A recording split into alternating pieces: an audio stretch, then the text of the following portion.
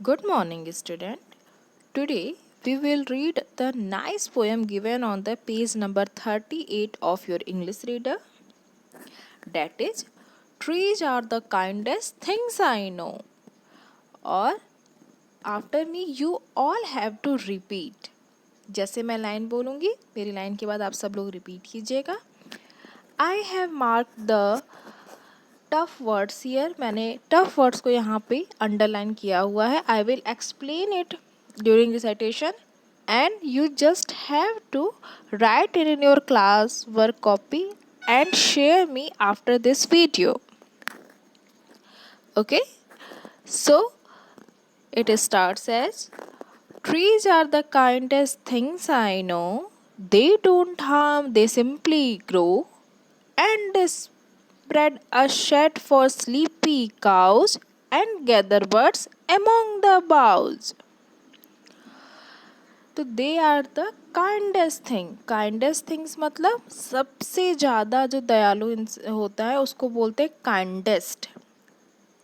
Kind मतलब दयालु और सबसे ज़्यादा जो दयालु होगा उसको बोलेंगे काइंडेस्ट. तो राइटर इज सेइंग कि ट्री जो है वो सबसे ज़्यादा काइंडेस्ट थिंग है जिसको मैं जानता हूँ. They don't harm. हार्म मतलब नुकसान पहुँचाना. मैंने हार्म को अंडरलाइन नहीं किया है क्योंकि ये एक पॉपुलर वर्ड है, इसको आप सब लोग जानते होंगे. अगर किसी को ये नया वर्ड लग रहा है या इसका मतलब नए समझ में आया हो अब तक तो वो लोग उसको हार्ड वर्ड के रूप में लिख सकते हैं.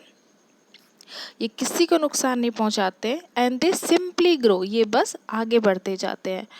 And spread a shade for sleepy cause.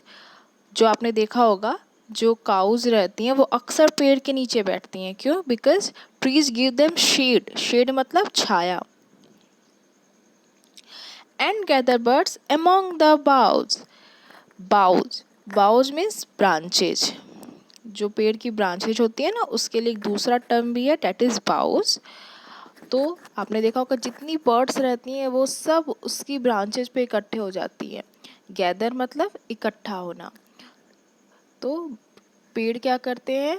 Trees what they do? They give shade to the sleepy cows और अपने बाउज पे सारे बर्ड्स को गैदर कर लेते हैं. They are the first when day's begun. वो पहले होते हैं जगने वाले जब दिन शुरू होता है. तो to touch the beam of the morning sun. Beam मतलब किरण. जैसे सूरज की जो पहली किरण रहती है उसको सबसे पहले एक्सेप्ट करने वाले these all are trees. They are the last to hold the light. And last तक वो लोग लाइट को होल्ड करके रखते हैं. When evening changes into night. जब शाम रात में चेंज होती है उस टाइम तक वो हमेशा सूर्य की किरणों को अपने में बांध के रखते हैं. And why do they so? Because they make food for us. जब आप हायर क्लासेस में जाएंगे तो आपको पता चलेगा कि trees make food for all of us through the process that is known as photosynthesis.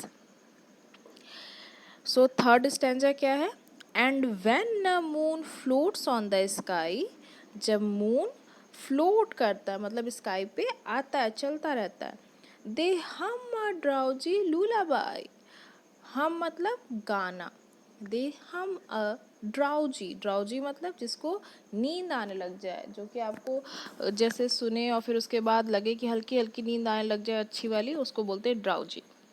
लूलाबाई. लूलाबाई means लोरी. तो ये कहना चाह रहा है कि जब मून स्टार्ट होता है स्काई में आना तब क्या करते हैं ये बहुत अच्छे से उसको लोरी गा के सुनाते हैं. Of sleepy children long ago. Trees are the kindest thing I know. तो ये बहुत अच्छी सी लोरी सुना के बच्चों को सुला देते हैं. और जो ट्रीज होती हैं ये सबसे ज़्यादा काइंडेस्ट थिंग्स हैं जिनको मैं जानता हूँ. So the writer of this poem is the Harry Ben. And इसके B3 पार्ट में there is the fill in the blanks is given. जब आप इस पोएम को पढ़ लेंगे तो आप इजीली इसको फिल कर सकते हैं. मैंने यहाँ पे कुछ आपके एग्जाम्पल के लिए भरा भी है कि trees are the kindest of all things that we know that they do not harm anyone. They grow peacefully and spread their branches all around. Cows rest in their shade and birds gather to rest in their boughs. इसके बाद की जो बचा है इसको आप लोग fill करेंगे। You must try, this is your homework. और जब आप कर लीजिएगा, कोई भी कन्फ्यूजन आएगा तो यू कैन आस्क मी। यहाँ पे बस जो हार्ड वर्ड्स हैं इनको अपनी क्लास वर्क कॉपी में ज़रूर लिखिएगा।